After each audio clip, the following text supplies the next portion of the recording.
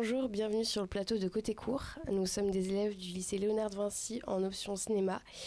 Nous sommes à la 45e édition du festival de court-métrage de Clermont-Ferrand. Et aujourd'hui, nous accueillons la réalisatrice du court-métrage Les Dents du Bonheur, Joséphine Darcy-Hopkins. Bonjour. Bonjour. Bonjour. Alors, Les Dents du Bonheur, ça raconte l'histoire d'une mère célibataire et esthéticienne qui se rend chez des clientes avec sa fille. On peut dire que l'histoire va tourner un petit peu au drame. Justement, par rapport à ça, pourquoi vous avez fait le choix d'intégrer de la violence dans le monde de l'enfance ? Parce que je pense que le sujet en lui-même est violent. Et du coup, je voulais qu'on le ressente un peu de manière sensorielle en utilisant du coup le point de vue d'enfant pour souligner l'absurdité un peu de ces injustices-là, quoi. D'accord. D'ailleurs, en parlant d'enfants, est-ce que c'était difficile de caster et de tourner avec des enfants ? C'est surtout le casting qui a été très long. Parce qu'il fallait trouver du coup 4 petites filles et ça a été très très long, ça a été des mois de casting.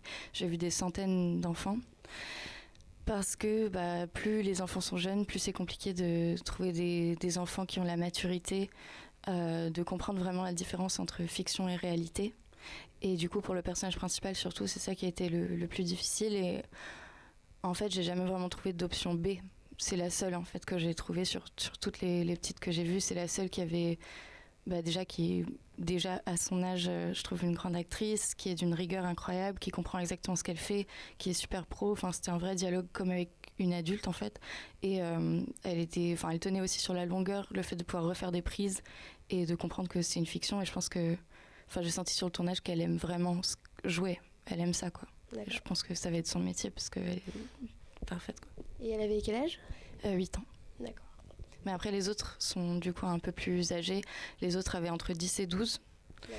Donc, ça a été un peu plus simple déjà parce qu'entre 10 et 12 ans, donc ça y est, les enfants comprennent quand c'est un film ou quand c'est vrai. Donc, toute l'histoire de s'arracher les dents, elle savait très bien que c'était pas vrai. Alors que du coup, les petites qui avaient entre 6 et 8 que je rencontrais, il y en avait qui en fait comprenaient pas qu'elles allaient pas devoir s'arracher les dents. Donc à partir de ce moment-là, c'est impossible de travailler. Et puis il y en a d'autres où on sent qu'elles savent pas trop pourquoi elles sont là.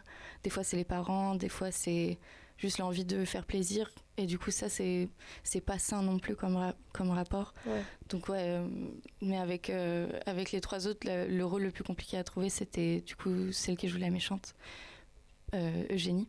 Ouais. Parce qu'il fallait qu'elle soit à la fois crédible en tant que grande bourgeoise, maîtresse de maison, accueillante, polie, souriante, chaleureuse, mais en même temps qu'elle puisse faire froid dans le dos, qu'elle soit glaciale et manipulatrice et perverse. Du coup, ça, c'était un rôle complexe. En plus, elle a beaucoup de textes. Oui. Et à cet âge-là, c'est pas forcément évident, mais toutes les 4 ont été vraiment incroyables. D'accord. Est-ce que vous pouvez nous en dire plus sur les différents univers des jeunes filles dans ce court-métrage ? Comment ça, les différences d'univers ? L'éducation, les classes sociales, un peu. Genre par rapport à la différence entre le personnage de Madeleine et les 3 autres ? Oui, c'est ça. Pour moi, l'idée, c'était justement d'avoir un écart d'âge entre les deux. Enfin, que Madeleine soit plus jeune que les autres, parce que elle arrive dans ce monde-là, dans une maison immense, magnifique et tout, mais elle se rend pas encore compte de ce qui la différencie, elle, des autres petites filles. Et l'idée dans le film, c'était de créer dès le début, même avec son cartable et les roulettes, avec ce gros plan un peu bruyant dans la maison, c'était de sentir le fait qu'elle a pas trop sa place là et qu'elle dérange et que en fait c'est pas son monde. Et du coup, quand elle arrive, elle est un peu naïve au début, elle veut participer à ce jeu et c'est seulement petit à petit qu'elle va se rendre compte qu'en fait ce jeu il est pas juste. Oui, d'accord. Et c'est ça l'idée, c'est en mode on a misé des sous, elle a que 2 € alors que les autres elles ont mis 10, donc déjà elle part avec moins d'argent, elle part avec une province nulle parce qu'elle est isolée au milieu des montagnes, elle trouve ça beau, mais les autres lui disent ouais mais en fait c'est pas ouf. Et du coup dès le début elle est en mode ah bon, et elle a un peu le seum et en fait elle se rend compte de cette injustice là et elle va du coup elle va gagner comme elle peut, c'est-à-dire en vendant une part d'elle-même parce que c'est tout ce qu'elle a à vendre. D'accord. Mais du coup, l'idée, c'était à la fin de ressentir ce truc de... Donc elle a finalement gagné, elle a ce gâteau, mais au final, quand elle le mange, ça se mélange au goût du sang. Est-ce que cette victoire, elle peut vraiment la savourer ou pas après tout ce qu'elle a donné d'elle ? C'était un peu l'idée du film. Ouais. Alors, durant tout le film, la situation se dégrade un peu. Est-ce que vous saviez depuis le début comment ça allait se finir? Non, ce que je savais surtout dès le début, c'était que je voulais faire une histoire avec des petites filles qui font un jeu qui tourne mal. Et je voulais que ce soit un jeu à double lecture sociale. Et après, mais je voyais pas comme quel jeu faire en fait. Donc je réfléchissais à des jeux et tout et je trouvais pas. Mais j'avais un souvenir de mon enfance, mais je voyais pas comment le faire marcher. Je me disais non, mais ça va pas, c'est pas possible. C'était un truc où, quand j'étais petite, du coup, avec ma petite sœur, on avait compris que pour avoir des sous pour aller s'acheter des bonbons, il fallait que la petite souris passe.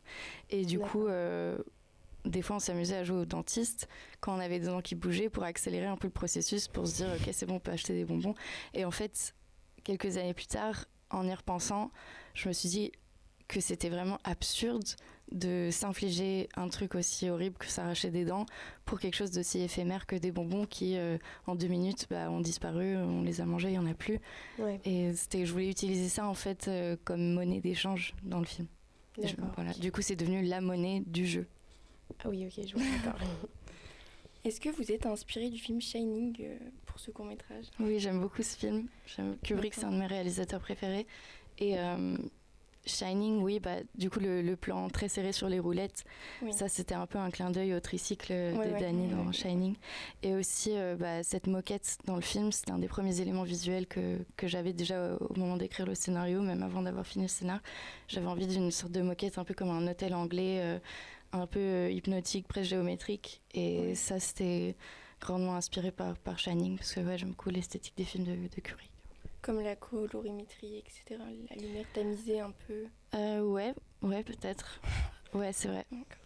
D'ailleurs, en parlant de colorimétrie, comment vous avez désigné les couleurs aux différents personnages, les différences, etc. Par rapport aux costumes des filles et des grandes bourgeoises, du coup, on voulait qu'elles soient plutôt habillées de manière unie. Et du coup, on voulait créer déjà une différence de manière un peu subtile entre elle et Madeleine et sa mère, qui sont les seuls personnages à avoir des motifs. Ah oui, ok, d'accord, ouais. C'était plus ça. Au niveau, pareil, des endroits où elles se trouvent, des lumières tamisées, etc., vous avez essayé de créer une ambiance? Oui, on a un peu fait évoluer la lumière dans la salle de jeu, qui au début est très éclairée avec des lampes et tout. Et en fait, à partir du moment où elles font la scène de danse, après ça, elles rallument pas les lumières. Et comme ça, la fin est dans une lumière un peu plus crue, un peu plus jaune, un peu plus sale. Ouais, je vois, ouais. Un peu plus contrastée encore. Donc ça, c'était une volonté. D'accord. On a un petit peu travaillé sur une réplique du film lorsque la petite fille innocente écoute à travers une porte les jeunes femmes dire les parfums vont marcher, ça me donne des allergies. Est-ce que vous pouvez nous en dire plus sur cette réplique? Cet élément-là du film était un peu inspiré du film Parasite, je sais pas si vous l'avez vu. Non. Justement, il y a un truc souvent, en tout cas dans Parasite, c'est ce truc-là sur l'odeur. Oui. Et du coup, je pense que c'est quelque chose de vraiment très humiliant. Et j'avais envie qu'elle se mette ce parfum au début. Même la petite, elle est trop contente et elle trouve que sa mère sent bon, parce qu'on trouve toujours que sa mère sent bon. Et du coup, je voulais justement que ce soit un peu le dernier coup à la fin du film, que ce soit genre en mode même ça en fait, c'était faux, quoi. Peu pour confirmer l'hypocrisie présente dans le film, c'est ça? Voilà, c'est ça. Et c'est aussi un truc bien sûr, de distinction de classe. Enfin, il y a des parfums très très chers et après les parfums un peu moins chers, oui. Mais du coup, pour Madeleine, elle le sait pas, elle, parce qu'elle trouve que le parfum de sa mère, il est super, comme la cabane, elle est trop belle. Et du coup, c'est en fait petit à petit, c'est sa désillusion au cours du film, quoi, se rend compte qu'il y a la même violence en haut avec sa mère qu'en bas avec les petites, mais différemment. En fait. Alors, on a trouvé une scène assez impressionnante. C'est le moment où l'héroïne s'enlève elle-même sa dent. Est-ce que c'était compliqué de tourner cette scène? La scène dans la buanderie? Ouais, c'est ça, ouais. Ouais, c'était très compliqué de tourner cette scène. Ouais. Pourtant, c'est pas une scène qui me faisait peur avant en prépa et tout, mais en fait, c'était très dur parce que c'était un espace vraiment tout petit et c'était assez intense pour elle, pour Lou, du coup, qui joue le personnage de Madeleine. D'accord. Parce qu'en plus, en fait, le truc le plus dur, bizarrement, j'avais pas du tout anticipé ça, c'est qu'en fait, elle arrivait pas à faire un nœud avec la ficelle. Ah oui, Et ça la faisait péter un câble parce qu'elle n'arrivait pas, elle était là genre à essayer de passer le fil, elle n'arrivait pas à en fait faire un nœud. D'accord, Donc, ouais. Mais Le plus difficile, du coup, c'était l'espace et le nœud. C'était pas tant la scène en elle-même à tourner, on va dire. bah, c'est juste que toutes les autres scènes du film sont très découpées et très au niveau du rythme, enfin très préparées. Alors que là, l'idée avec cette scène, c'était vu qu'elle va dans l'univers de la domestique, qui est pas l'univers du coup des grandes bourgeoises, c'était de la faire fouiller, de la faire galérer et d'avoir un côté un peu plus cru, un peu plus nerveux. Et du coup, c'était de la caméra portée où en fait on suivait ce qu'elle faisait. J'étais là à lui parler en direct en mode cherche dans la boîte, va voir plus vite, plus vite, plus vite. Okay, ouais, et du coup, c'était super stressant, super intense. Et en même temps, du coup, je pouvais pas vraiment regarder le combo en même temps parce que j'étais là à côté. C'était une toute petite pièce où il y avait du coup la perchwoman qui était perchée comme ça au-dessus d'une fenêtre. Enfin, c'était super dur. Ouais. Mais du coup, on pouvait pas se rendre compte vraiment vu que c'était fait dans l'urgence. Donc au montage, c'est des trucs où il fallait jump cutter pour créer plus de rythme et tout ça. Enfin, d'accord, ok, ouais. Donc ouais, c'était différent des autres scènes, quoi. Est-ce qu'on pourrait dire que le personnage principal, du coup Madeleine, a laissé son manque de confiance en elle derrière elle après avoir subi des scènes de violence ? Bah ouais, parce qu'elle elle se venge un peu, elle devient presque monstrueuse à la fin pour moi quand elle se moque de Jenny. Oui. Quand elle est là, elle a nargué en fait, elle devient en fait méchante parce qu'elle a tellement subi de violence, voilà. Elle prend sa revanche en soi. Oui, mais en même temps, elle est encore dans l'illusion où elle se dit qu'en fait, vu qu'elle a gagné, elle aura enfin le respect des autres filles. Alors qu'en fait, à la fin, quand elle vient et qu'elle veut juste s'asseoir et regarder la télé avec elle, là, en fait, on lui dit non, tu dégages. Enfin, oui, elle snob un peu. Ouais, c'est ça. Madeleine, d'accord. Alors, est-ce que vous avez pu assister à la projection en salle de votre court-métrage de votre court-métrage? Non, pas encore, c'est demain à 11h30, du coup. D'accord. Enfin, mercredi 11h30, vendredi 9h30.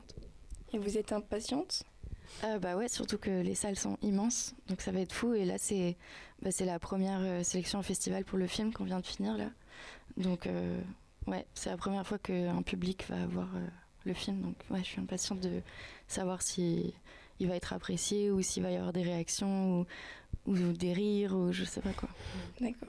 Et est-ce qu'on peut dire que Madeleine retrouve un peu son innocence dans la dernière scène du film lorsqu'elle a enfin le gâteau qu'elle veut depuis la moitié du film, on peut dire À la fin, je voulais qu'elle soit un peu blasée. Enfin, ouais. Parce qu'elle est juste épuisée, je pense, de toute la violence qu'elle vient d'endurer. Ouais, et je voulais justement créer une fin un peu ambiguë, un peu douce, amère, dans le sens où, comme je disais tout à l'heure, elle a gagné, donc elle est censée être contente. La domestique qui se reconnaît un peu en elle, au final, vient lui donner ce petit gâteau. C'est tout ce qu'elle peut faire, en fait, c'est juste un geste pour la réconforter. Mais au final, elle le mange, mais elle a plus de dents, elle a du sang dans la bouche, donc... Et je voulais créer une sorte d'ironie avec le morceau qui revient. Qu'est-ce qu'on attend pour être heureux ? Oui, c'est vrai que ça fait un gros contraste entre les scènes et la musique, quoi. Bon, merci beaucoup. Merci à vous. À bientôt dans l'émission LDB Média.